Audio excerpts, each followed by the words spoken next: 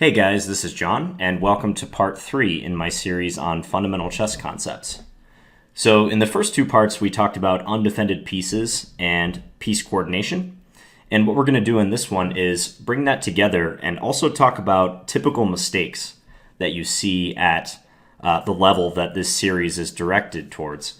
And that's beginning players, improving players, I'd say players up to, maybe 12 to 1400. It's hard to know for sure because these things come up at even higher levels, but they're most pervasive at, I'd say, the below 1200 level. So in order to do that, I have enlisted the help of one of my students.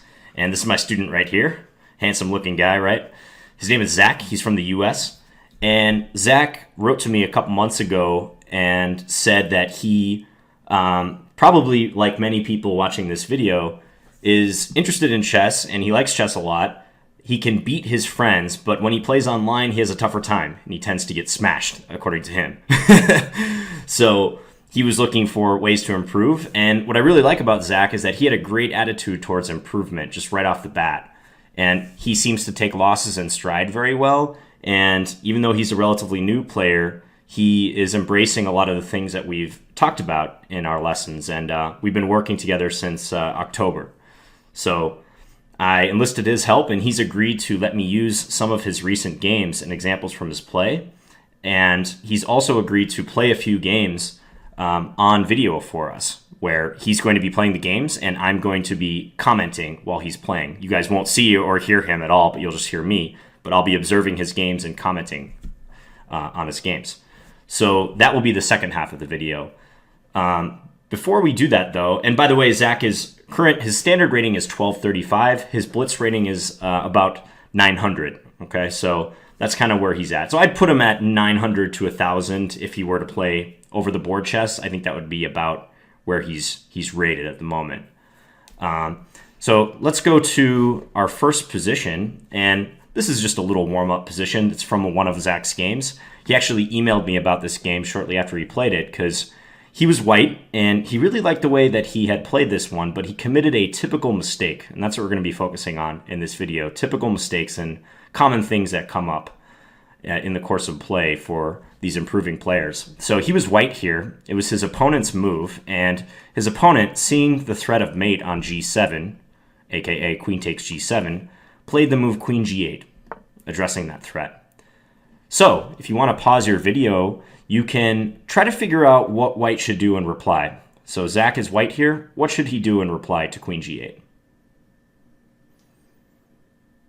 And I'll give you guys a second to think about that. Again, pause your video if you want to think about it at length.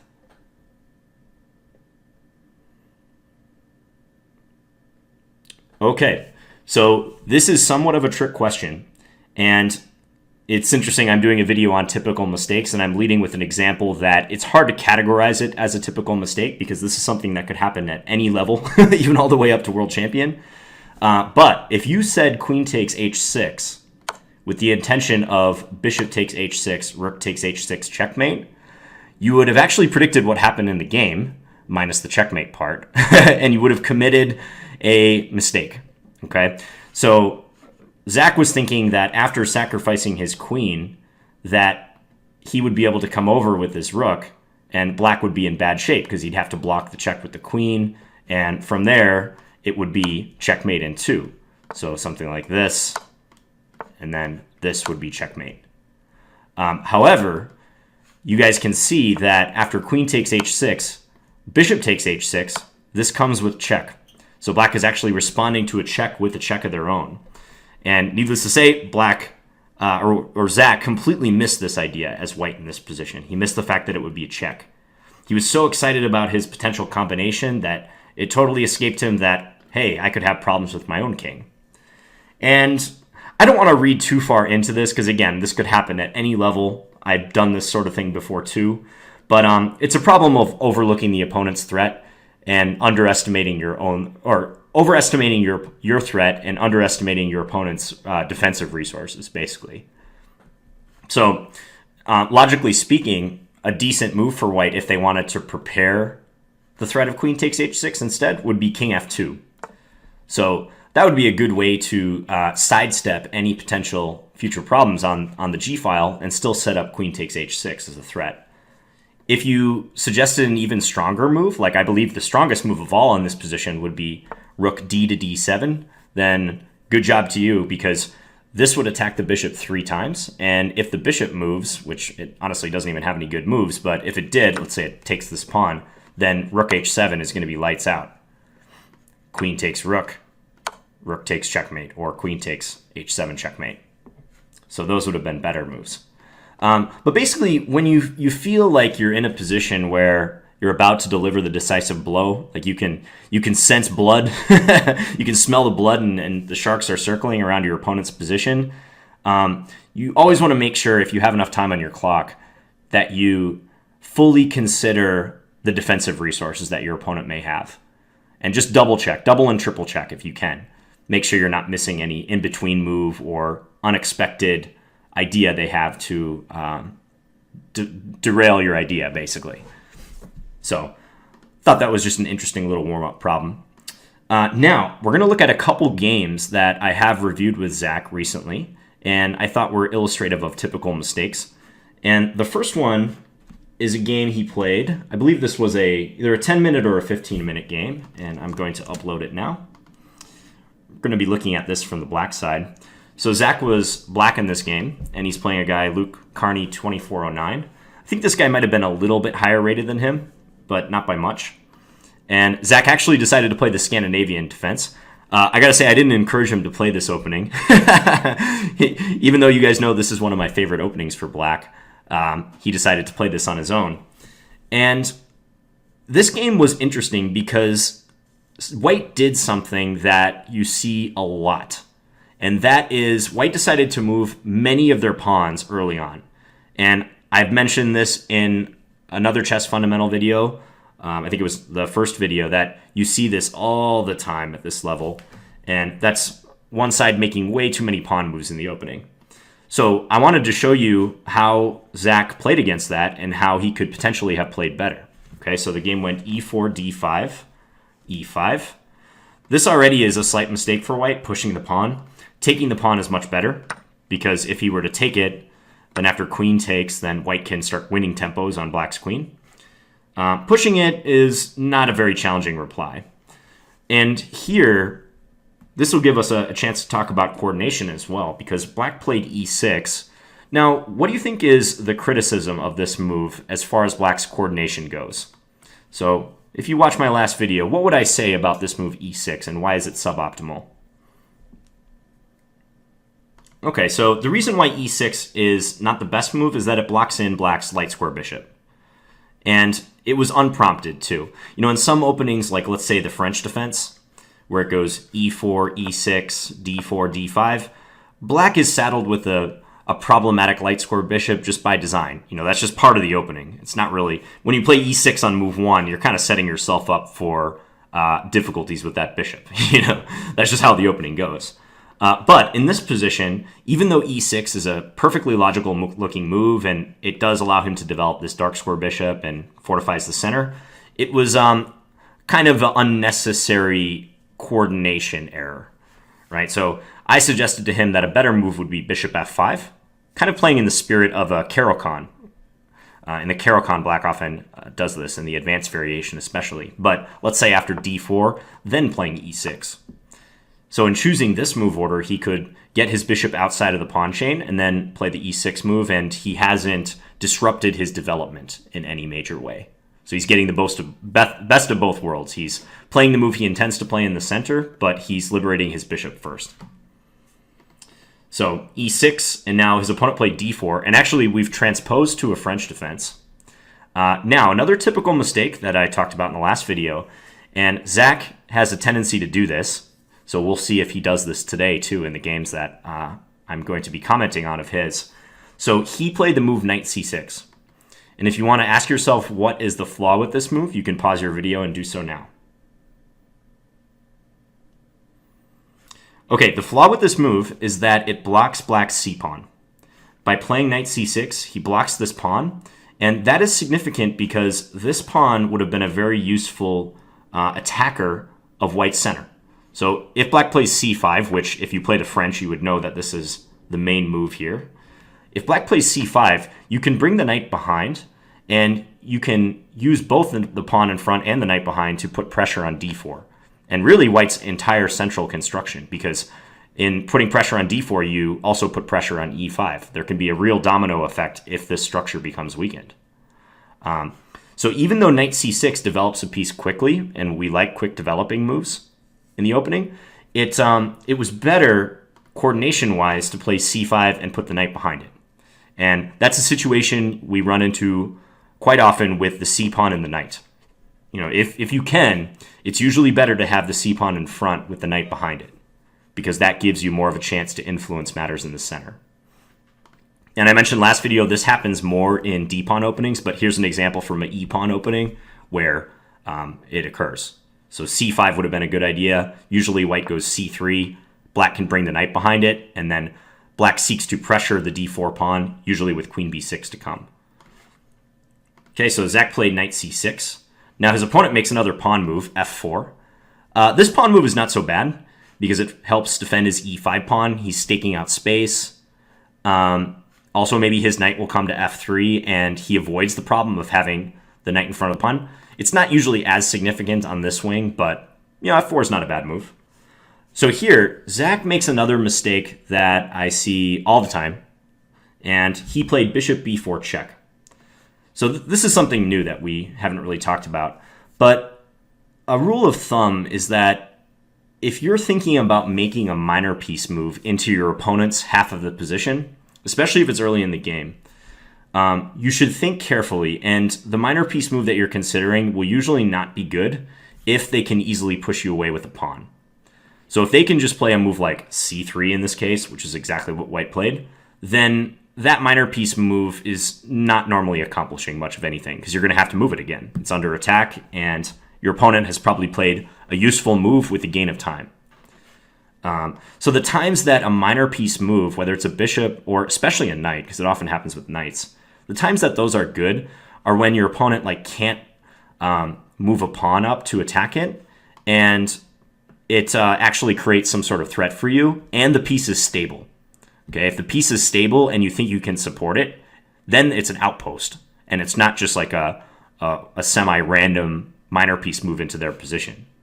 So I might have actually touched on this in a previous video. I can't remember, but let's say white's pawns were already up here, so the pawns were on c4 and a4. Well, then a bishop move to b4 or a knight move to b4 may not be so bad. It would probably still wouldn't be like the best possible move, but it might not be a bad idea because the pawns would already be past the b4 square, and they would not be able to kick whatever minor piece black opts to move to that square. They wouldn't be able to kick it away. But moves like bishop b4 or knight b4, unless it's for a really specific reason, I would not do those moves because you can just get kicked back with the pawn. And you don't see good players playing those moves. So bishop b4 check was played. His opponent played c3. So even though white's made a lot of pawn moves so far, I would actually say thus far into the game, they were justified. I don't think any particular pawn move he's made, with the exception of maybe e5 on move 2, was that bad. So c3. Now, Zach should probably just move his bishop back to e7.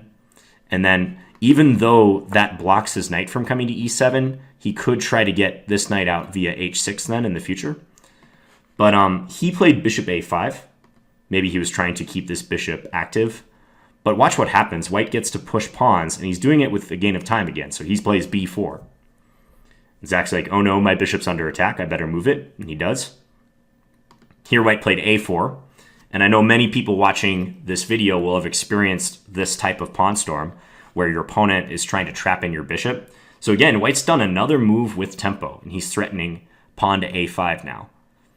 So that would trap Zach's bishop. So he played a6. Good move. He could also consider a5. I think I like a6 a little bit better because with a6, if his opponent plays b5 to attack the knight, then Zach can take. And now a takes b5 would be a horrible blunder for white because Zach could reply with rook takes rook. So if he had played a5 instead, then b5 would be possible with another tempo gainer on the knight. So a6, perfectly fine. So white played a5 in response to that, attacking the bishop again. Bishop came here. Now, finally, Luke Carney decides to develop a piece. Plays bishop e3. Decent move. If it were me, I'd probably play knight f3 to start, because I think if you have a choice between kingside development and queenside development, you should choose kingside development. That's a general rule, but given how many pawns white has pushed on the queen side, it's very unlikely that they will castle on that wing. So I think, all things considered, knight f3 would be better. And we like moving knights before bishops. That's the rule, too. So I think knight f3 would be better than, let's say, bishop d3. So, but he played bishop e3. Zach played knight ge7, good developing move. Now his opponent played g4, another pawn move. Okay, so this is the first move I can legitimately criticize white about, because I think this is getting a little flagrant. This is a little too much. He would be better off developing his pieces and playing knight f3 or maybe knight d2. But he played g4. I kind of wonder if his opponent played that in order to stop Zach from playing knight f5, because knight f5 would be a good outpost square. The black knight could jump in there potentially with tempo on the e3 bishop. So maybe white was doing that. But now black has a really big lead in development, and he's almost entirely coordinated. He's got some problems remaining, like the light square bishop, which we know will probably be a problem for several moves. Also, black's not castled. But I could see within the next, let's say 2 to 5 moves, black really capitalizing on his lead in development. Okay? And I'll be curious to see what you guys think black should do. And let's see. So Zach castled now. Good move. His opponent played h4. So let's see right here. And I'm actually going to turn off the notation just so you guys can't see what happened.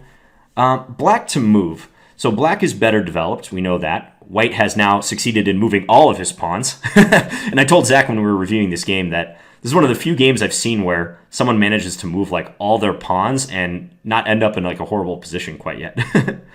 So if you were black, how would you play the position at this point? You can pause your video if you like. How do you recommend black play? You could either suggest a single move or, better yet, a plan for black.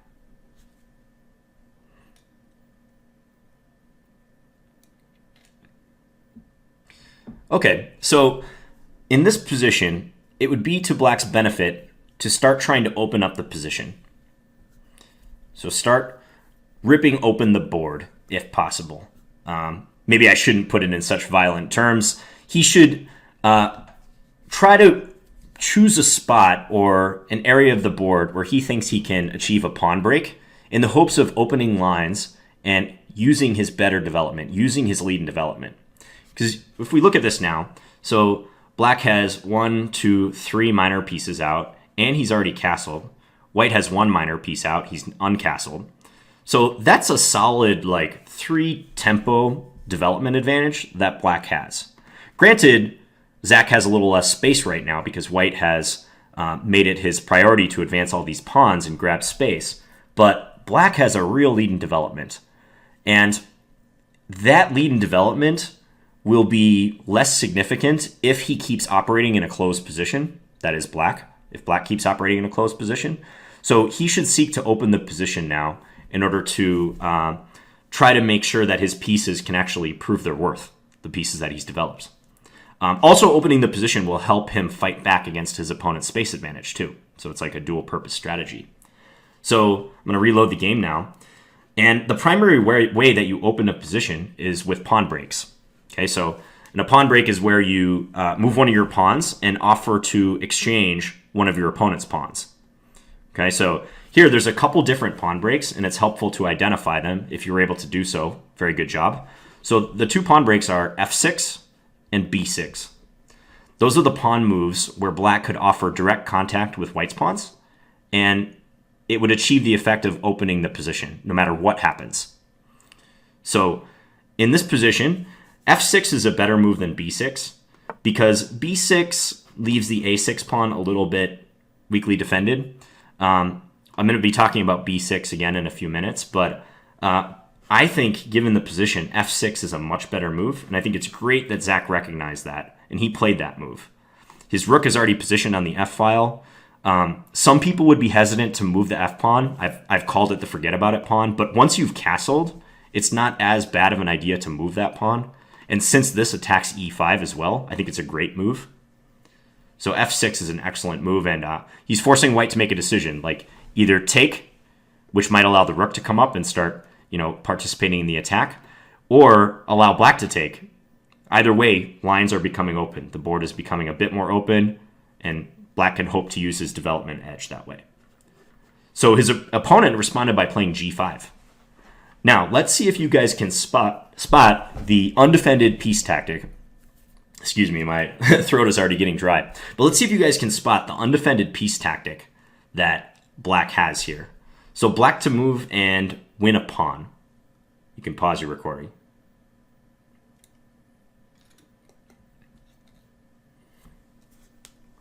So black to move and win a pawn. The solution is f takes e5, which would prompt white to play f takes e5 himself. And now, because this bishop is undefended on e3, undefended piece, black can play this nice move, knight takes e5. And does everyone see why that works? If white takes the knight, black's bishop, which has been lurking on a7, is finally free, and he can take this bishop on e3.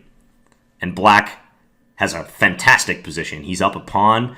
He's succeeded in opening the board. This file for the rook is now open too. White has no development at all. And if black plays this properly, he will win this game at this point.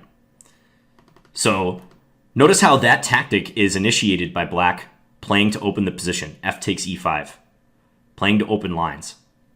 And I wanted to stop and talk about this for a second because Zach played a move that kind of runs counter to this strategy. So unfortunately, Zach now played f5.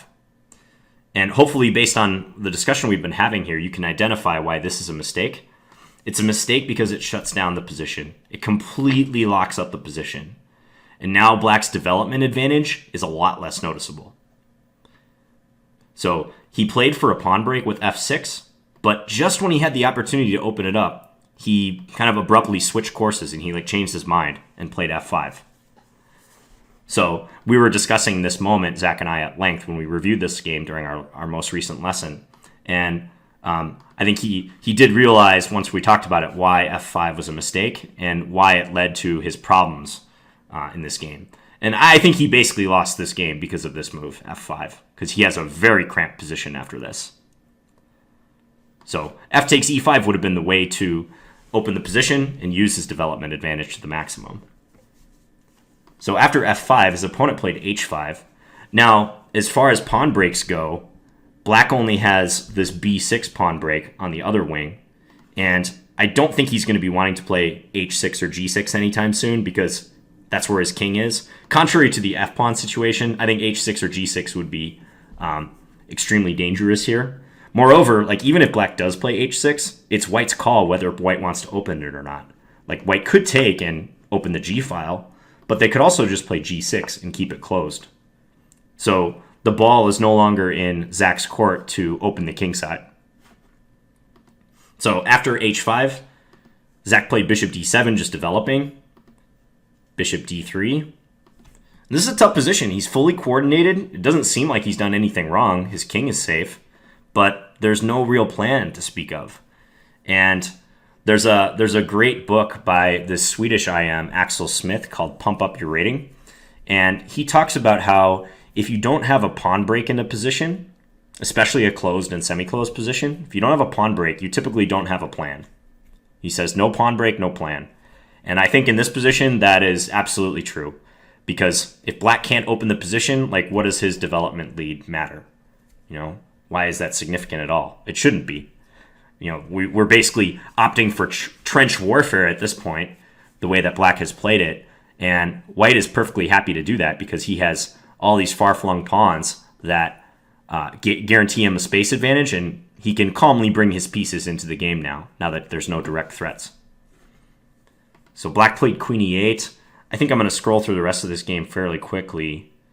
You see, he tried to play b6 and open the position. Unfortunately, it just wasn't that good for him after this. Yeah, he ended up losing his a6 pawn, and his position slid downhill. He kind of missed the boat on his counterplay. b5, yeah, this lost a pawn.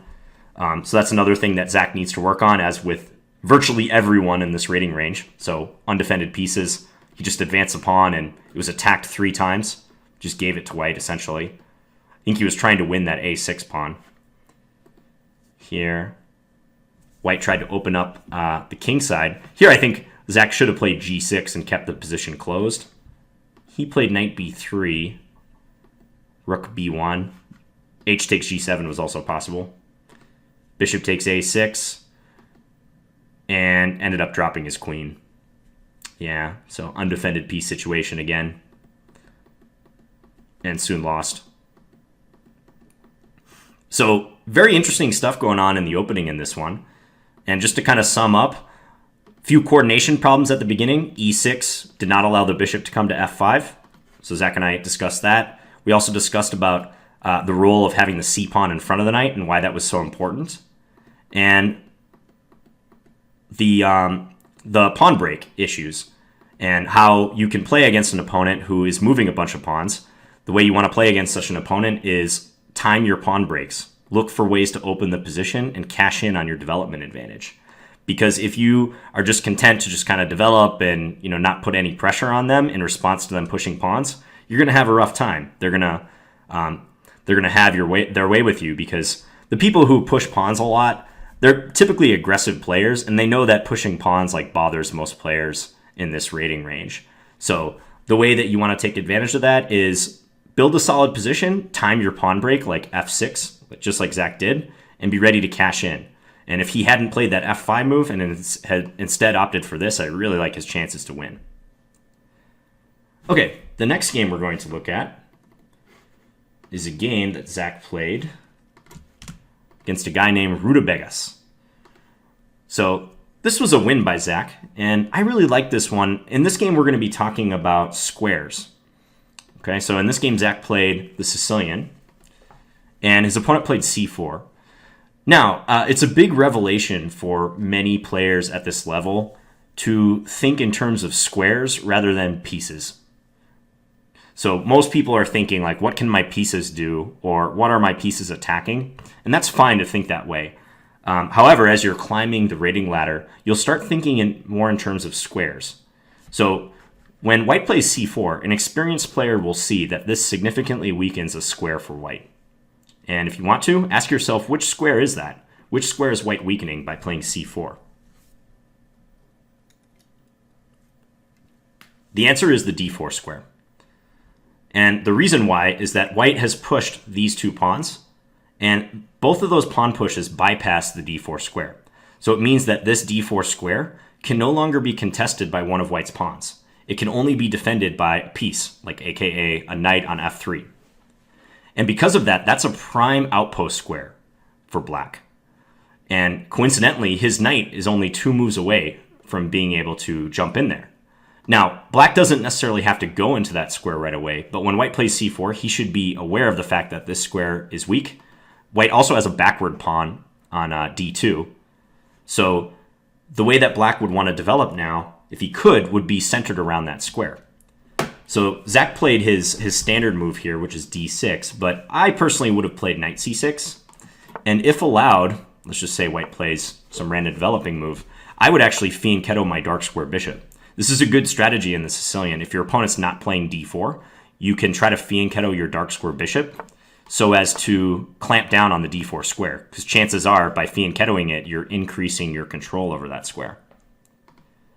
So the d4 square will be a big one coming up in this game. So instead, black played d6, white played d3. Zach started developing, knight f6. Opponent played bishop e2. Here, Zach played e5, which is not a terrible move, because actually it does help better defend d4, gain control over that square. However, he now suffers the same problem. His d5 square can no longer be defended by a pawn. So since d4 was already within his grasp, maybe after a move like knight c6, maybe he should have kept the pawn back and possibly even thought about putting it on e6 later, so that if this knight ever gets the idea of coming in, he can put a stop to that. But again, e5, not a major mistake. So white developed. Zach played bishop e7.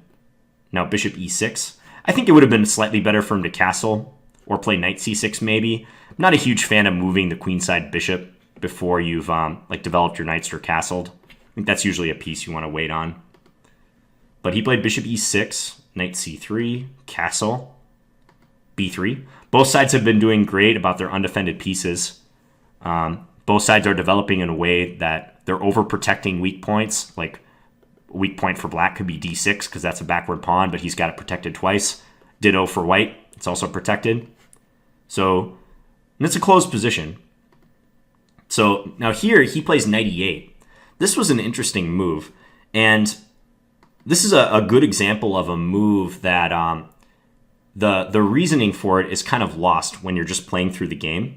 Now, if I were playing through a GM game and I saw this move knight e8, I would automatically assume that the reason black was doing it was to try to prepare the move pawn to f5.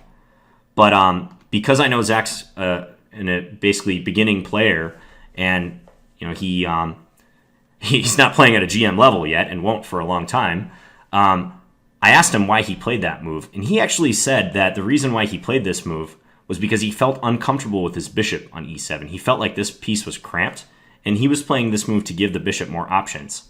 And I think he even pointed out the g5 square as one he might want to go to eventually. And I told him that, that's an interesting idea, like trying to liberate the bishop, but I would have liked to see you complete your development first. So I suggested knight c6, like complete your development before you worry about improving the prospects of a piece that you already have in the game. I did tell him that I liked knight e8 in the context of trying to play f5, because again, no pawn break, no plan. So if he is doing that to go for f5 to try to like knock out one of white's center pawns, then I like that. But his reasoning for playing knight e8 was a little flawed.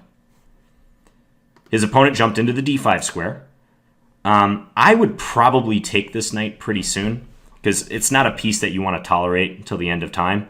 So giving up the bishop for the knight would not be a bad idea right now. That would also double white's pawns, so that's okay. He instead played queen d7. White played knight g5, attacking the bishop. And he went back to f6. Again, he's taking some liberties and not developing this knight. Again, like on all these moves, I probably would have played knight c6 myself. Take. Now queen d2. He played h6. White captured here. And now in this position, I think black has a good case for taking with the f-pawn, because that would fortify his center a little bit, and it also opens the f-file. It's kind of a minor point, but this capture is usually acceptable. Instead, he took with the queen, and white played queen e3. Now, this position here, this is an interesting one. So think about for a moment which side you would prefer at this point. So if someone came up to you on the street and asked you to evaluate this position, they asked your opinion, who would you say is better and why?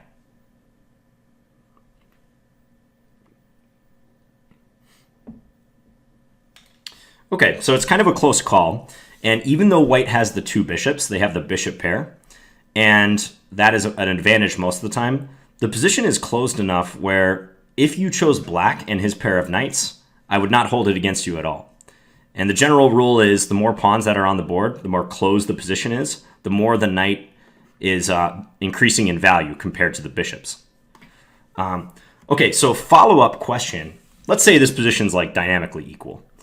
Maybe even though the position's closed, we like white's chances with the bishop. Let's think about the coming strategic battle. If you could potentially trade one of black's knights for one of white's bishops, you're playing black, and you just have the option of trading one of your knights for one of black's bishops. Which bishop would you trade off? Would you want to trade the light square bishop or the dark square bishop? And also, for bonus points, which knight would you want to trade off?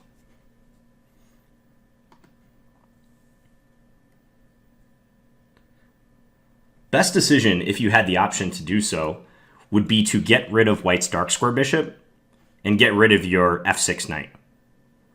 Now, in this position, that's almost total fantasy. That's not going to happen because the circumstances for that to happen are not apparent right now and can't be brought about easily. But it's helpful to think in those terms because this is a closed position. There's not going to be any immediate tactic, more than likely.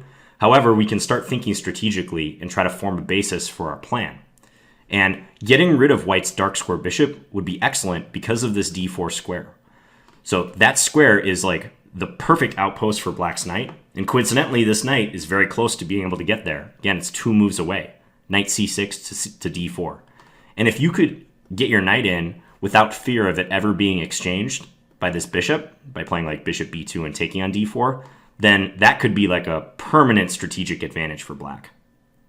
If we adjust this position slightly, get rid of these guys, stick this knight on d4, that changes the assessment entirely. Black is much, much better now. This knight dominates that bishop. This knight can't be removed. So hopefully that makes sense to everyone. So that may impact how black plays. So like instead of playing knight c6, which would be a good move here, Zach actually played knight g4. Notice he's already moved this knight around a lot. He played it back to e8, and then to f6, and now to knight to g4. And in doing so, he offered white a chance to trade off their bad bishop, the light square bishop, which white did. White didn't have to do this, but they could. Actually, queen g3 would be a pretty good move too. But white was probably not super unhappy to part with the light square bishop because look how many pawns white has on light squares. This may not be the best piece in the world. It's not the worst piece in the world either, but as far as bishop value goes, I think the dark square bishop is much better. So knight g4, there was a trade. White played f3. Now that he has no light square bishop, he doesn't mind putting pawns on light squares. Zach brought the queen back. Here white did a pawn break, f4. Now Zach, he told me he was worried about white potentially playing f5. So for that reason, he played f5 himself, which, given that he hasn't completed his development, was a little risky. Granted, white hasn't moved this bishop either, but I really would have liked to see him play that knight c6 move. So f5 was played. Now white took here, and at this point, Zach realized that if he took on e5, he would have an undefended pawn, which white could take. Undefended pawn on c5. So he instead chose a developing move, a good one, knight c6. White took on d6. He came over with his queen. Now, black is down a pawn, but his coordination has improved a lot. He's got his knight into the game. This rook can be posted actively, which he did on the very next move. White took a second pawn, but he was met by this move, rook a e8. Now black is like doing awesome in the coordination department. He just played this move with tempo on white's queen as well. And this was the decisive moment of the game, practically. White played queen f4, offering a queen trade. Black, knowing that he's down material, decided not to do that, and instead grabbed a undefended pawn. So Zach took on d3. Now white played bishop a3. And at this point, rook takes f5 was played, and Zach was kind of hitting himself on the head because that was an undefended piece error. Oh, by the way, one other thing I wanted to mention here. If white had played a move like, let's say queen h3, what could black do in reply? Black to move and win.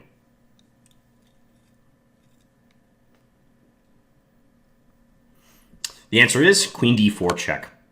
So hitting the king with tempo and also zeroing in on that undefended rook. So this would win black a piece. Just thought I'd point that out. So queen f4 was played instead, and then take, and then bishop a3. Now in this position, I think I was recommending in the post-mortem that Zach play knight d4. I thought this would be a very nice move to get the knight into that prime central square and also threaten knight e2.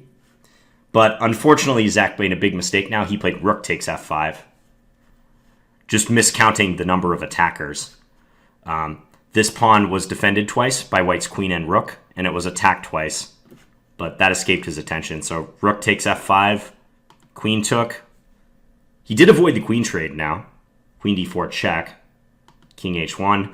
Now black is losing, unfortunately, but this wasn't the end of the story. I'll just show the rest of the game because Zach's my student. I want to show one of his wins. And he actually lost the other rook. But guess what happened, guys? He starts trying for a desperate counterattack. White's still up a rook and a bishop. And a miracle happens. White plays queen f7, completely overlooking the attack on his undefended piece. And Zach jumped on it. Queen takes d1. White has to block with the queen. Queen takes f1, checkmate. So a huge turnaround and swindle by Zach. But the main thing was the play leading up to this. And I think this one was interesting just in terms of the central squares, especially the role that d4 square played virtually from move 2 when white played c4 and significantly weakened that.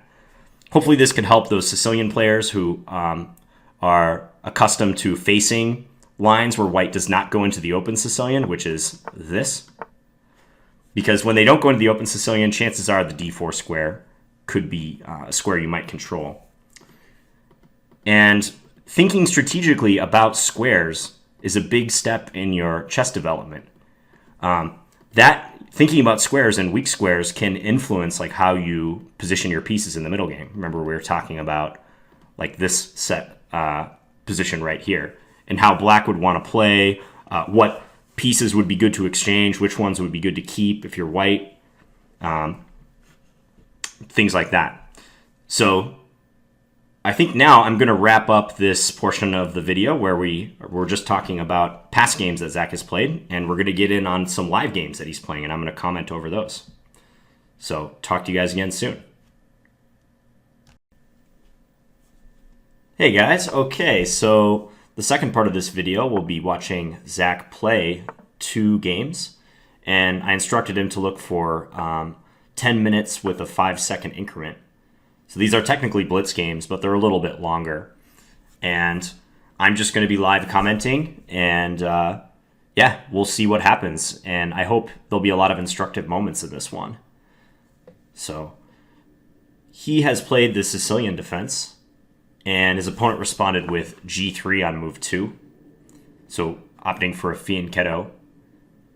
And looks like white's treating the position a little unusually so far. Zach has played some pretty standard moves with d6 and knight f6.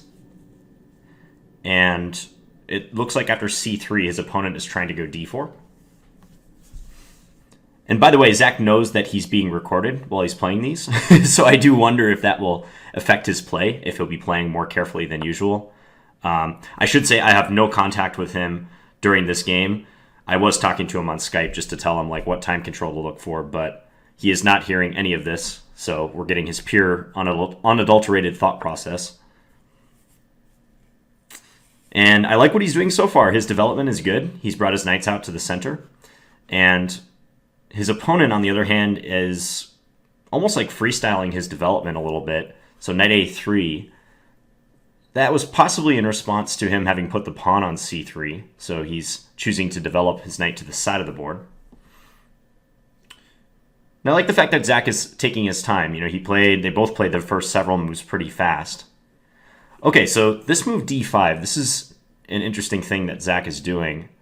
So he's moving his d-pawn for the second time, but he is trying to take out his opponent's e4 pawn.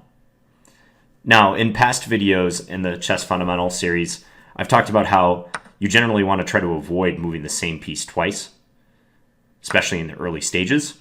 But I wonder if he's thinking that because white's playing a little unusually this opening, he can get away with that.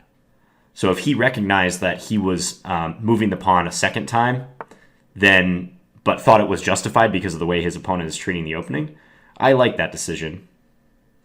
White's playing knight f3, so now white's catching up on development.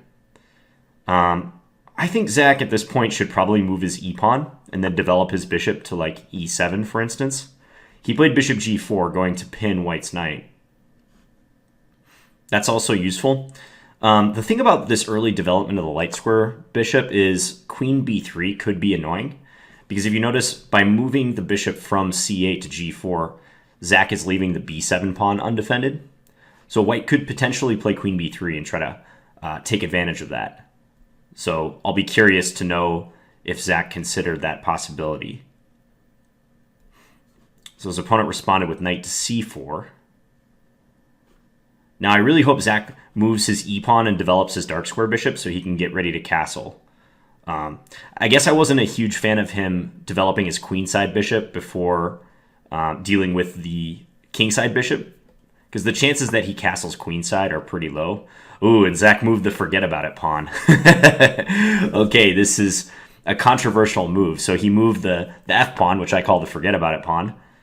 And I think he did that probably to control the e5 square better, and he wants to move his pawn to e5. He could have played pawn e5 on the previous move, though, if I just go back here. If he had done that, it wouldn't have been that bad of a decision, because if white took with the knight, he would take back, and the other knight is pinned. So white would be unable to take because of the pin on the queen. So I'm not sure about f6. I don't know if that move was necessary. And you can see his opponent has just played queen b3, and now it might be dawning on Zach that he has some problems with his b-pawn. So let's see how he responds to that. Again, I like that he's taking his time. You know, he didn't blitz out a move in response to queen b3. I think he may recognize that his position is a bit precarious right now. So moves that would be good for him would be queen d7. I like that move a lot because that would defend two pieces that as of now are not defended yet. Okay, so he played bishop e6. Now, that appears to hang the pawn on b7. Okay, so I don't see why his opponent wouldn't take that. Maybe it was the case that Zach overlooked the attack on the b7 pawn and instead was thinking that white was playing queen b3 in order to like x-ray the knight on d5, for instance. But, it's hard to know for certain. But yeah, I'm fairly sure that he overlooked the attack on the b7 pawn. And he'll have to adjust if his opponent takes it. Bishop e6, not a fan of that move even without losing the pawn, because how is Zach going to develop this piece now? Bishop e6 very much interferes with his coordination. So if white takes here and the knight is under attack, he'll have to expend a tempo defending it, so something like rook c8. And after that, I think white can castle pretty easily, and he's going to have to figure out how to unwind, how to get this bishop in the game and avoid further material loss. So rook c8 should probably be played. Queen c8 is another option. That would be another way to defend the knight on c6. Queen c8 offers a queen trade, and I know I've said before, and this is the general strategy that many people are aware of, if you're down in material, you should not be in a hurry to trade pieces. You should try to keep more pieces on the board so you have a better chance of fighting back. But given how active white's queen is, it may not be a bad idea for black to offer a trade. Okay, so Zach did respond to the threat. He played bishop back to d7, defending the knight. This does interfere with the defense of the knight on d5. So you guys can kind of see already, you know, I'm sure Zach is not liking the way he's played the opening at this point. But he's had some problems because of his undefended pieces. You know, it started way back on that queen b3 move. Also, like bishop g4 was a little bit loose too. That piece was undefended on that square, and he's already moved the bishop several times. So he's hit a couple things that we've talked about at length in the first two chess fundamentals videos. So the undefended pieces, he's had some trouble with that, moving the same pieces twice. His coordination is a problem because of like the bishop being on e6, blocking the e7 pawn, for instance. So this, I think, just highlights how common this is at this level. And even though Zach is aware of all this because he's my student and I've been working with him and he's watched my two videos and we've talked about this stuff at length, it's not easy to accustom yourself to noticing this type of thing. So this is a great learning experience. Okay, now he's played pawn e5. Good. So I like his idea of trying to get the pawn up. The only problem I see with this move, and you guys might see it too, is there's a tactic white has based on one of black's undefended pieces. And if you want to try to find it, you can pause your video now and see. So the tactic is a knight capture on e5. And actually, I think either knight capture would work. I think this knight capture or that one would be sufficient because both knight captures would open up an attack on the knight on d5. So, like if this knight took, then the bishop would be able to capture here. And likewise, if that knight took, the white queen would be opened up to take the knight here.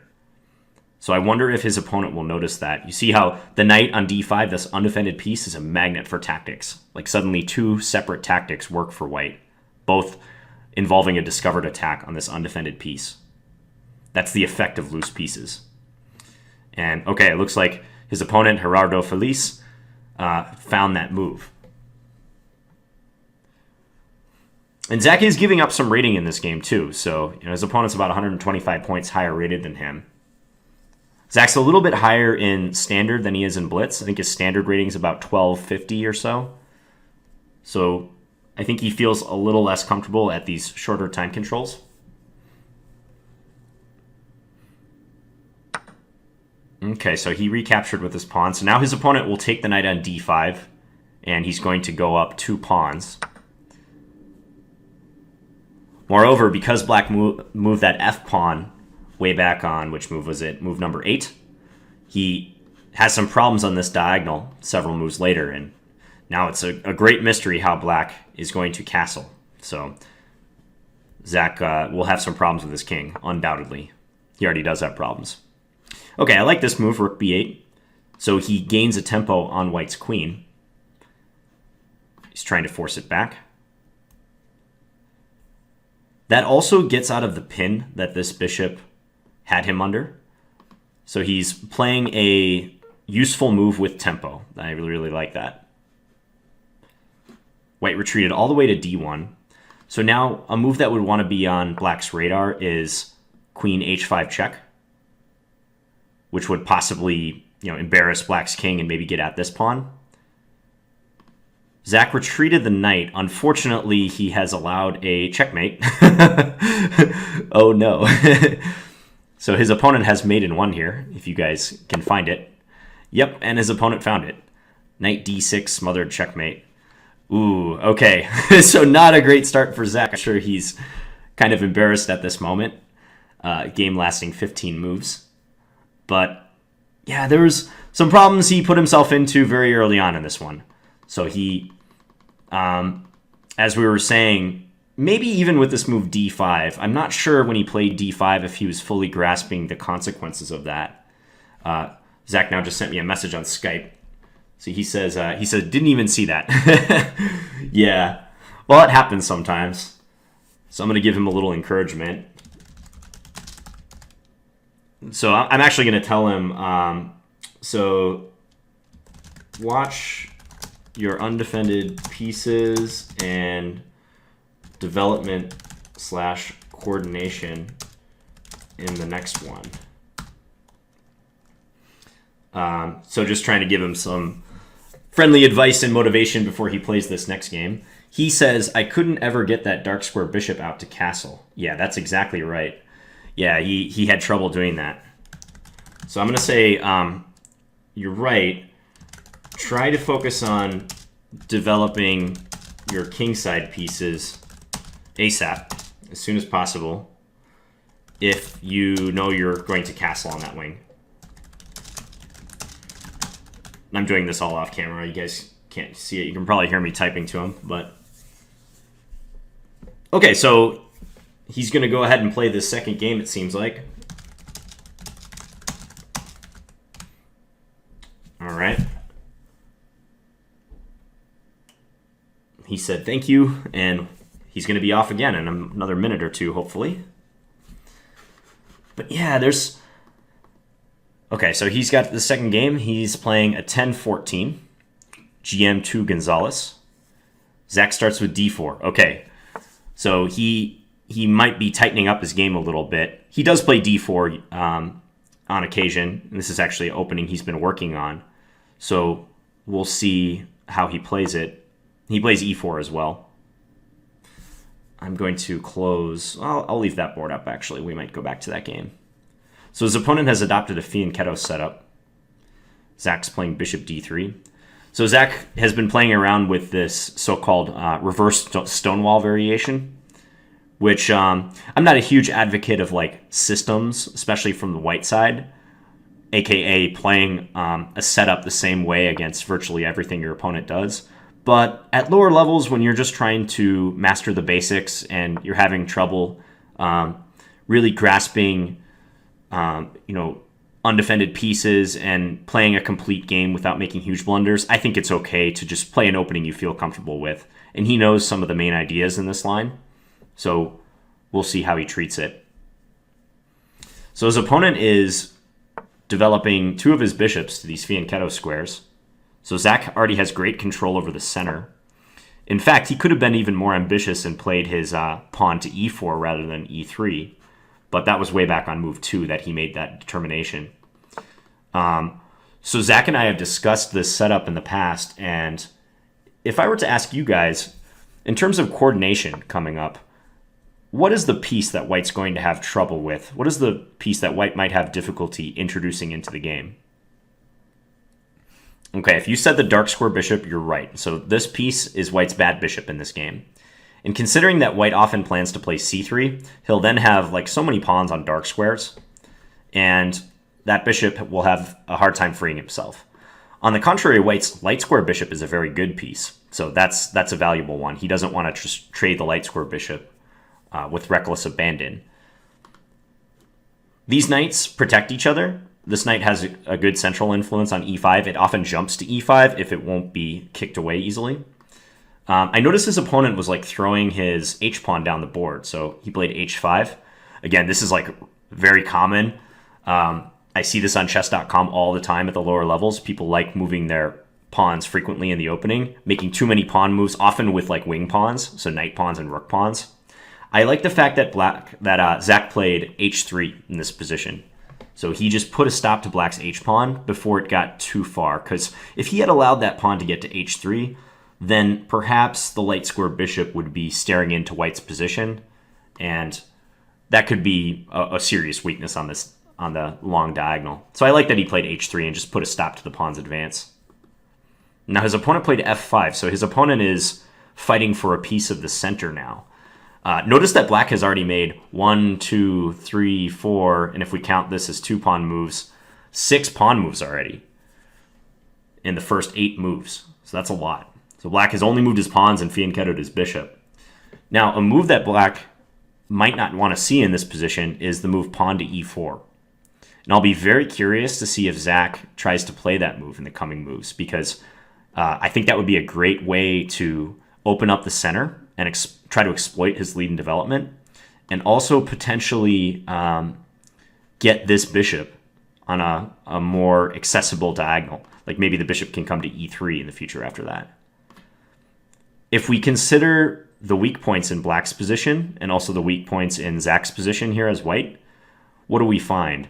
Well, Black has an undefended pawn on g6. So I might have liked to see Zach direct his knight there with knight e5 instead of knight g5. Then the knight could be taking a look at that undefended pawn. Also, if we back up a move here, h4 was rather weakly defended, so maybe he could have considered a move like queen e1 in order to hit that pawn on h4 a second time. And if I keep saying Black, but if Zach wanted to try to arrange the e4 pawn advance that we were talking about, queen e2 would be a constructive move to do that as well. And now here, okay, so his opponent has just played knight d5.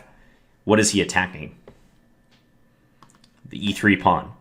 So this pawn is a weakness. When Zach played knight d2, that interfered with his dark square bishop defending that pawn. So I hope he picks up on the fact that e3 is attacked. Black also opened up an attack on Zach's knight on g5. However, that knight is defended by the f4 pawn, so he has that secure. So I hope any move that Zach plays next will be directed at defending this pawn. And I think a great move that hits a lot of goals for him would be queen e2. Knight f3, that also seems like a good move as well. I like that move too. So that allows the bishop to defend the pawn. And now he might be thinking that he has more harmonious knights. This one's on a pretty good outpost square.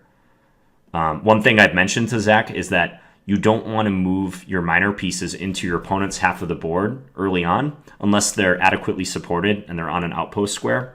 And I like that the fact that he has the knight on g5 supported by his pawn, and Black cannot kick this knight away with one of his pawns. Like if Black had a pawn back on f7 and h7, then it would be very easy for him to kick one of Zach's knights away, his knight away. So now, even though Black attacks the knight, Zach doesn't have much to fear because he has it defended twice. I hope to see Zach rip open the center. I would love to see him play e4 coming up. That would negate a defender of f4 because the e3 pawn is defending that. But remember, he's got this dark square bishop lurking there. So e4 would be a great way to exploit his lead in development. It would attack the black knight. If black were to capture on e4, then white could take with their bishop, and Zach would be attacking that weak g6 pawn. So let's see if he does that.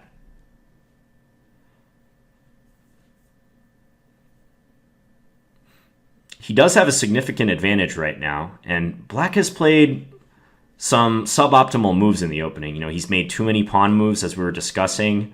He's created some weaknesses in his position. He's moved the same piece twice, like with this knight f6, knight d5 maneuver, and also with bishop g7 and now to h6. So black hasn't got his queenside knight out yet, and he hasn't castled. So this is prime territory for white to capitalize. And when you're opening up a position and trying to capitalize on a lead in development, often the best way to do that is with a pawn break and offering an exchange. A pawn break is usually just a pawn exchange. So moving one of your pawns up to force your opponent to capture and thereby open lines. So Zach played knight e5, and I think he was trying to zero in on that weakness of the g6 pawn, which I like. However, I'm not sure he realized that he was losing a defender of g5, and his opponent promptly captured on g5 in reply. So now if Zach takes back, which he should, his opponent will probably play queen takes g5, which incidentally will defend the g6 pawn. So there'll be the queen defending that guy. Now, all is not lost for Zach after that, but he'll have to be careful because the queen on g5 and this bishop on b7 lurking do create some pressure together on the g2 pawn. And in fact, after queen takes g5, the only thing stopping mate is this knight on d5. If black manages to move that knight, there may be a sudden attack and checkmate on g2. So I do see that if black takes the pawn on g5, then pawn e4 is possible for him. And I think that would be a good move. So I wonder if GM2 Gonzalez sees that idea right now is trying to address that. But it'll be interesting to see what happens if black does play queen takes g5. This game is going a lot better than the last one for Zach. I'll say that. Yeah, his development is better. His coordination is better. He has made an undefended piece error, I think, in this position, unless this was all part of his plan. But I kind of doubt it. No offense to you, Zach, if you're watching this, but we'll see if he finds e4. I think ooh, okay. Maybe I should take that back. Zach, you played a good move. So e4, great move. It's a double attack. So he's attacking the queen on g5 and the knight on d5. Now, black could try to address that by moving the knight into e3. But then the knight is like very much stuck in Zach's side of the board, and he could play queen e2 and gang up on it. That would be a good move as well because it defends the mate. Notice that black is threatening mate now with the queen and knight combination on g2. Also, queen f3 would be good too for the same reason. So we'll see if he plays one of those moves. I would play queen e2 because, ooh, he took it. Okay. So he just got rid of the knight. However, black will take back with check, and now there's no pin that we're able to exploit. Now, this was not bad for white because he did get to develop a piece, and he got to do it just getting rid of it. Now white has a real appreciable advantage in development. However, we didn't really punish black for having to go into the pin. Right, so we didn't capitalize on the knight being totally pinned, which the move queen e2 would have done. Queen e2 would have capitalized that. Even though black could have played f4 then, if you imagine the line queen e2, f4, bishop takes e3, pawn takes e3, what could white play at that point? You can pause your video if you want. In that line, white had the move knight f7 at the end, because the f file would be open for white's rook. So he would be able to play knight f7 with a fork on the queen on g5 and the rook on h8. All right, so here's the game position once again. waiting on black's reply. Wow, and GM2 Gonzalez did not capture the pawn on f5, on e4 rather. He could have done that, but he's actually reverting to development, which might not be a bad decision. Now, Zach, when he played the knight up to e5 several moves ago, he did so with the intention, I believe, of taking the pawn on g6, so I bet he will take that. That would also attack black's rook on g8. He may also do something to like back black's queen off. He might think about playing a move like rook e1 or rook f3, but that would allow the queen to come back and defend the g6 pawn. Let's say like queen g5. Okay, so he grabs the undefended pawn. Good stuff. Now, if black moves the rook, let's say to g8, in order to attack white's knight, then Zach could take on f5 and try to win another pawn. Because after pawn takes back, he could play bishop takes f5, and the bishop would be supporting the undefended knight. So this will be interesting to see if he spots that e takes f5 is possible here. Okay, well, he took a pawn on h4. He played that pretty quickly. So good thing he's getting another pawn. However, the knight's a little loose on this square. Also, there's some question marks surrounding this. And white's king is fairly open now. I mean, he has grabbed a couple pawns, but he's done so on the side of the board where black doesn't mind the position being opened up. And black quickly castled queenside. So we have, what? A position where white is up 1 point, so he has an extra pawn, now potentially 2 extra pawns. But I think black can whip up some counterplay, and Zach will have to be very cautious about that. He's grabbing another pawn here. This opens the bishop's diagonal. Okay, and his opponent has played queen g3 to attack the knight, and if the knight were to move, there's queen takes g2 mate. Well, assuming the knight goes to f3, there would be queen takes g2 mate. Black could use the queen and rook battery to do that. So, tough decision for white because there is the move knight g6 here in order to interfere with the rook and the queen. However, I'm really worried about this bishop because this bishop can participate in the attack on g2 at a moment's notice. So if he's able to play, like let's say knight takes d4, that could be an issue. Okay, so he played knight g6. That's probably a good move. And let's see if his opponent tries to use this bishop in conjunction with the queen by playing a discovered attack move with this knight. We'll see if that happens.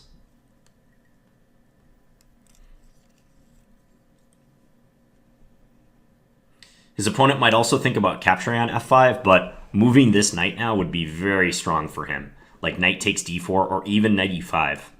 Not only would he be threatening mate on g2, there also is a threat of queen takes h3 check, which would use the fact that the g2 pawn would be pinned. So I think if his opponent realizes that, then Zach might be in for some trouble. But no, his opponent plays rook e8. Okay, maybe he was worried about the knight's influence on the e7 square. Now, if I were Zach, given that I'm up 2 pawns now, and my king position is a little precarious, I would be doing everything in my power to try to trade queens. So I'd be looking at moves like queen f3 pretty closely. He played pawn f6, so he's going for the fork here. Good idea. However, I'm not sure he's considering this discovered attack potential. The knight on g6 is also losing a defender. Black could play rook takes g6. Given that this pawn is so powerful, I don't think that matters to Zach too much right now, because he'll just take back, and yes, he's losing 2 minor pieces for the rook. Okay, this is what we feared, knight e5. Oh no, Zach took the knight right away. Okay, I think he just assumed that his opponent had blundered. You see how fast that happened? That was like bang, bang. And yeah, black got him in the checkmate. So Zach, when he got into this position, and I'm sure he realizes it now, he shouldn't have made his decision that fast. For sure, he should not have. He should have took his time, slowed down, and realized, okay, this is a weird move. What is black's intention with that move? And I think if he would have thought about it a little longer, he would have seen that black is double attacking g2. Okay, so a better game for Zach. That's definite progress over the previous game. He did a good job of developing his pieces and coordinating pretty well. He played a little bit recklessly at times, and he was overlooking some of his opponent's threats. So that's one thing that we'll have to hammer with him, and which I'm going to be making aware to him even further, even though he knows that he has a problem with undefended pieces. You know, this was pretty interesting, and these games were actually, on the clock at least, like fairly short. So I'm going to talk to him on Skype again here and see what he says. Maybe he wants to try another one. I would be up for it if he is. I'll tell him that the second game was an improvement. He said, "Of course I forget my knight is the only thing keeping them from checkmate." So yeah, he's right about that. And also, I don't think he considered the bishop on b7.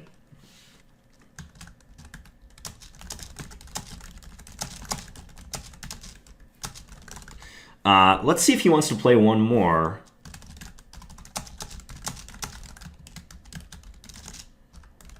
Hopefully he does. I'd like to give him a chance to maybe get a win on camera. But if, even if he happens to lose all 3 games, it doesn't really matter because these are all for learning purposes anyways. So we'll see if he's game for that. He says yes, he'll play another one. And he says he totally forgot about the bishop on b7 as well. Yeah. Okay. So I'm going to wish him good luck again.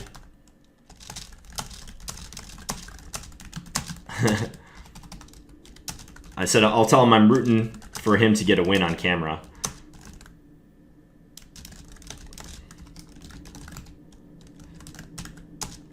Now I'm going to tell him to watch his opponent's threats in this game.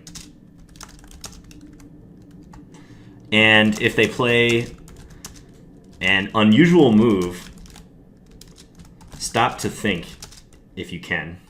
Okay, and he's already started. He's got Matilda Cat, rated 1001. Let's see if this player plays. Sometimes people will abort the game before starting for one reason or another. Okay, we've got a d-pawn opening in this game.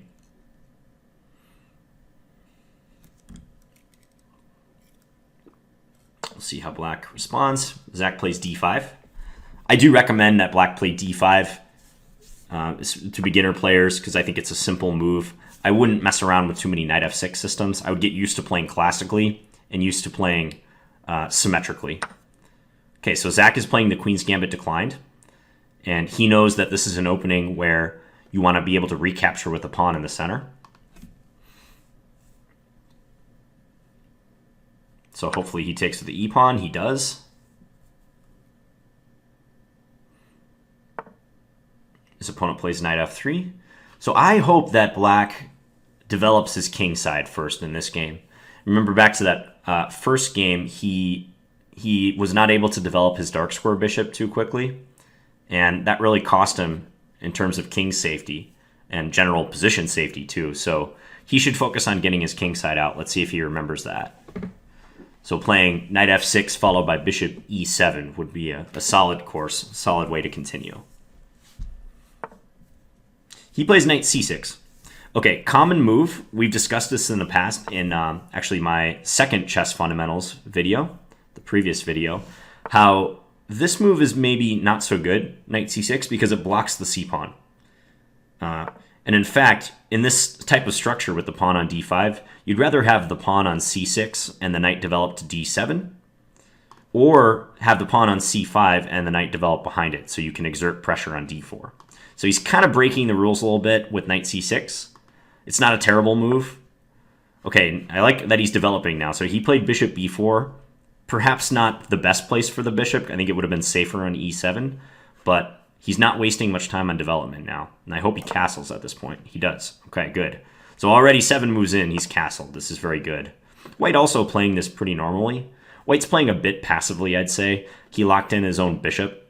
That wasn't necessary. He could have strived to get his bishop outside of the pawn chain instead. So that affects White's coordination a tiny bit. Let's see if Black develops the light square bishop. I think Zach should play bishop f5 in this position. And before playing bishop f5, he'd want to check to see if there was some way White could take advantage of the b7 pawn that would be undefended. move like queen b3, but in this case, queen b3 is not such a big deal because the queen is blocked from attacking that pawn. So we shall see. I wonder if he's hesitant to move his light square bishop out because he kind of got burned when he did that in the first game. But nope, he plays bishop e6. Okay, solid move. Bishop e6 just defends d5 twice, or 3 times now, rather.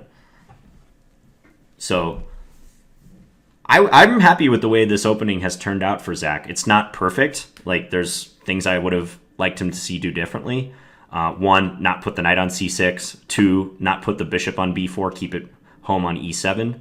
But these are relatively minor things. The main thing is that he coordinated his position, developed coherently. He hasn't wasted much time with pawn moves. If he checks all those boxes, he's going to be doing well, especially in the opening. So now he can either drop his bishop back to like d6 or e7 or trade for the knight. I like the fact that he dropped the bishop back. I don't think there was a compelling reason to take white's knight. So that was a good idea, dropping it back. White's playing very standard moves so far. Pretty good moves, too. I don't see any opportunities white has let slip or really given to black. So in terms of planning, what could Zach try to accomplish now? I mean, there's many ways he can go with this. I would think about a move like a6, just to stop white's knight from coming into b5, where it could potentially harass this dark square bishop.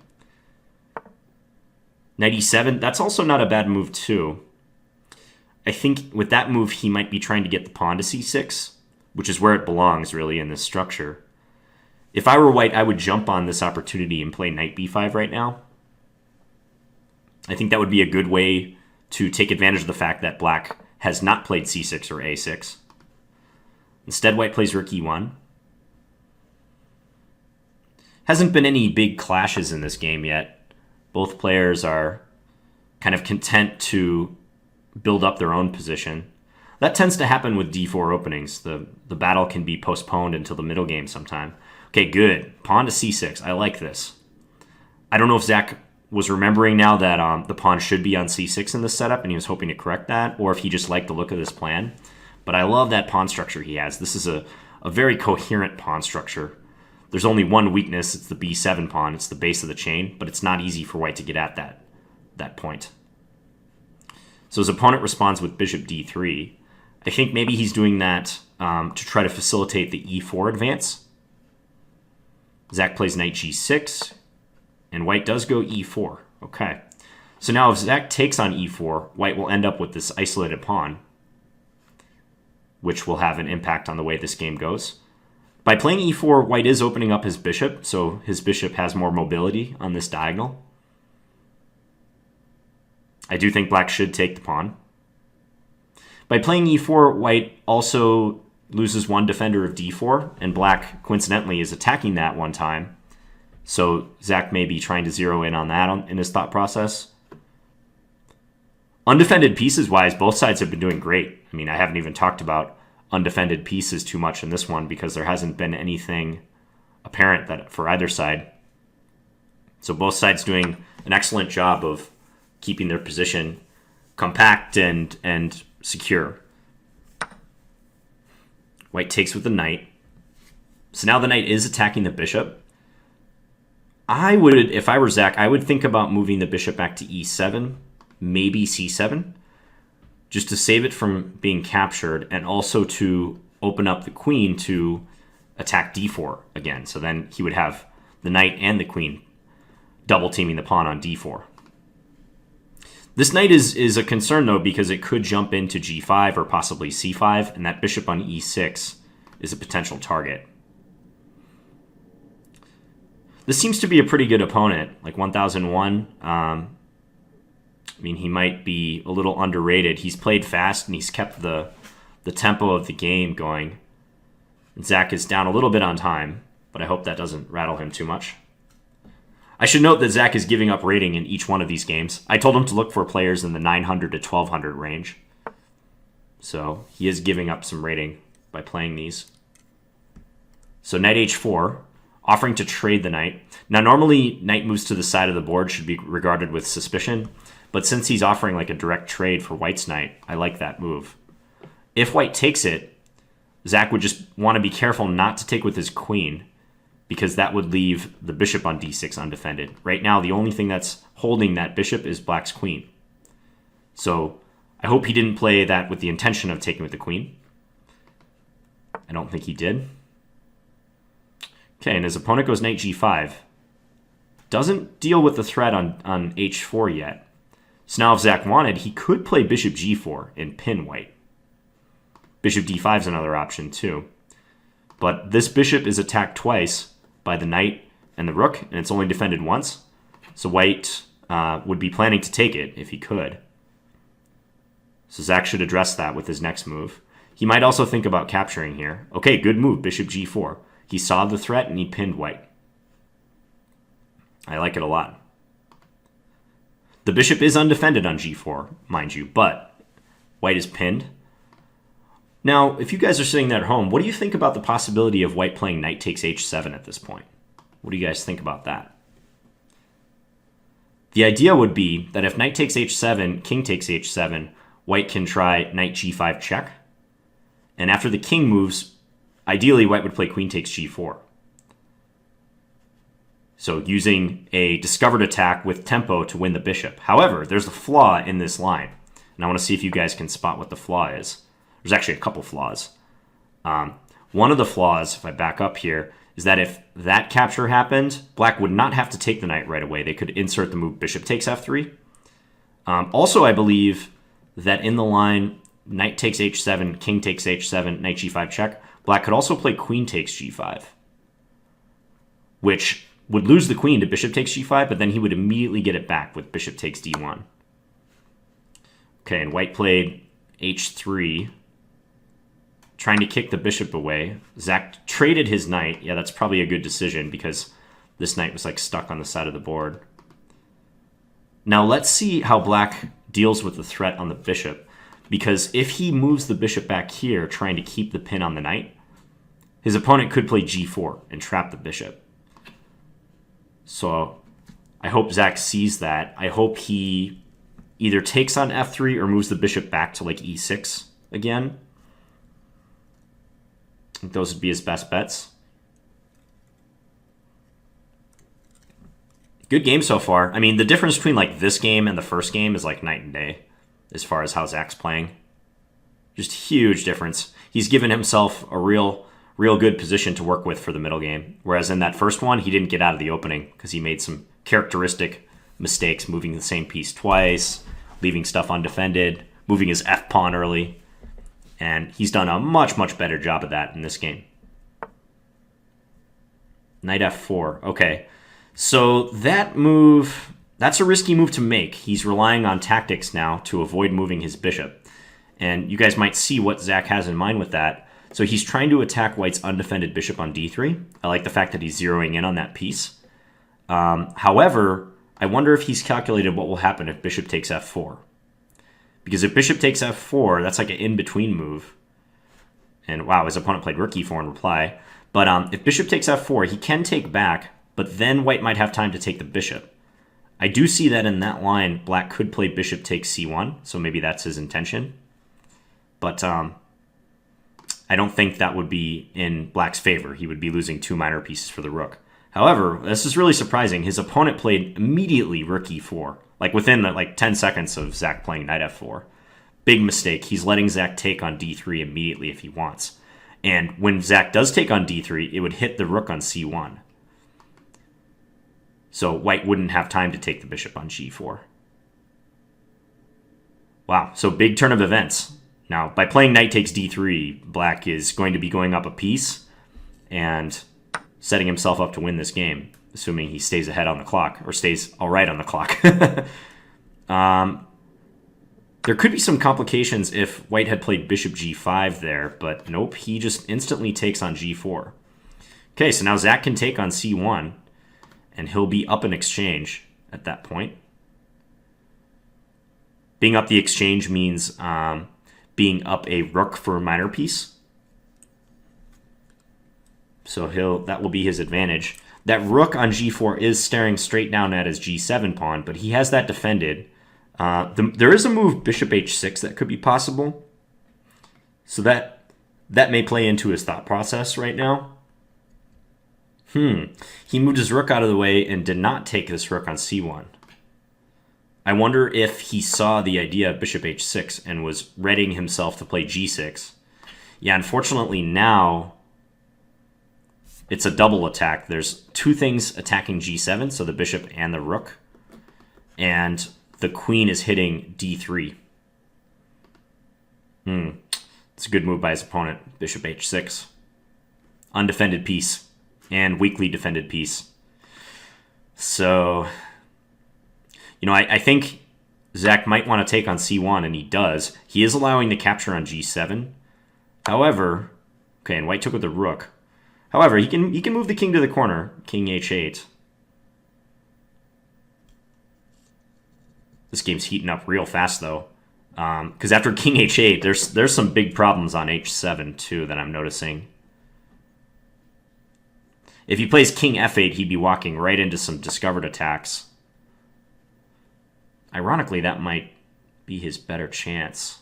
I don't know. Because now this pawn on h7, it probably doesn't even make sense for white to bother taking this knight. Yeah, he plays knight g5. That's a brutal move. Because now he's attacking f7, and he's added another attacker to h7. I mean, allowing knight takes f7 would be devastating for black, if not immediately losing. So, yikes, what to do?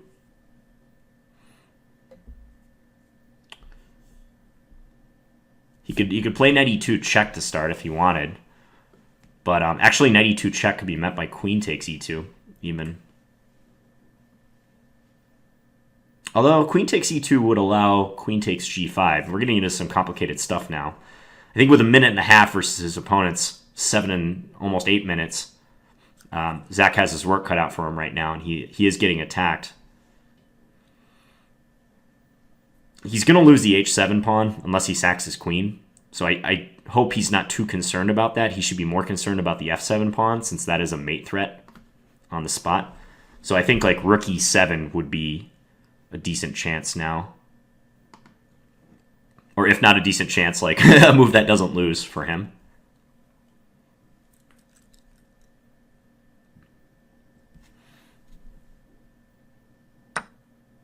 Okay, Zach is sacrificing his queen. All things considered, I don't think that's a bad decision. Maybe he's seeing that he's in some trouble as far as the attacks on h7 and f7 go, and he is trying to do something to give himself a chance. Okay, his opponent took with the bishop, even though that gave up the rook. Now, interesting little exchange there. You see how fast they both played that? That was super fast. Okay, after bishop takes g5, which I think was much inferior to rook takes g5, by the way, black had an in-between move here that would have allowed him to preserve even more material. So I'm going to back up to that position. Do you guys see what it is? Board keeps skipping ahead. So in-between move for black right here. It was knight e2 check. If Zach had inserted that move before taking the rook, he could keep his knight, because white would have to respond to the check. And certainly in that position, white would not want to take with his queen, because that would lose the queen. Knight e2 check, rook takes e2. So knight e2, white would move the king, and then Zach could take that rook on g7, and he'd be ahead in material. So in-between move, that's another thing that is missed at all levels, especially at lower levels, but really in-between moves are missed at all levels. Now we have an interesting position where, material-wise, it's totally equal. Zach has 2 rooks against white's queen, but Zach has 1 less pawn. So this is a game with increment, so even though he has a minute, he's not out of this entirely. This was a really interesting one.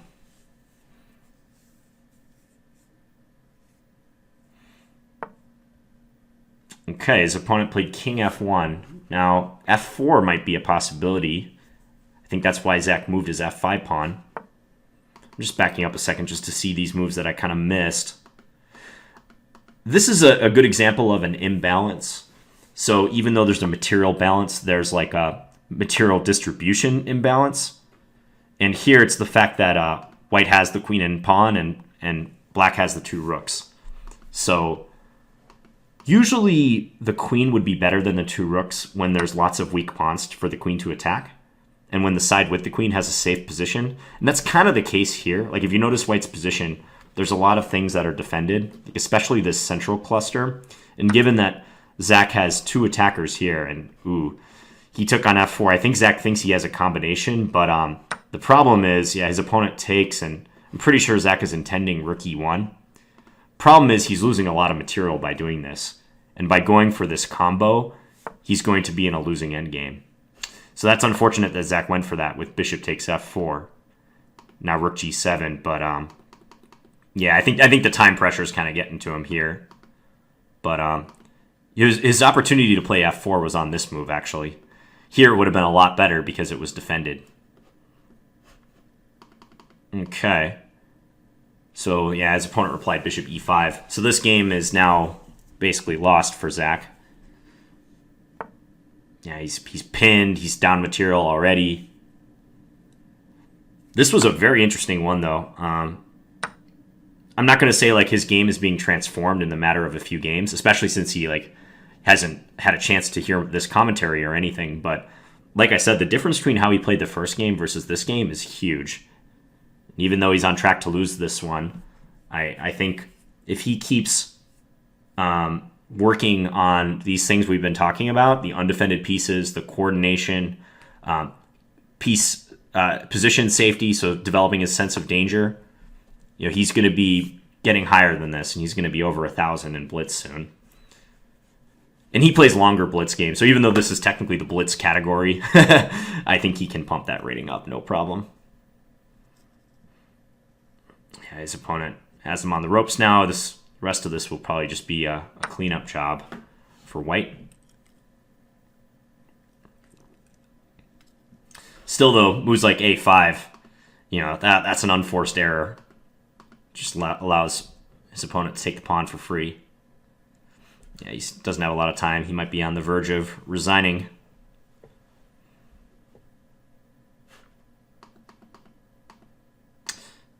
But lots of positive things to take away from this one. Most definitely.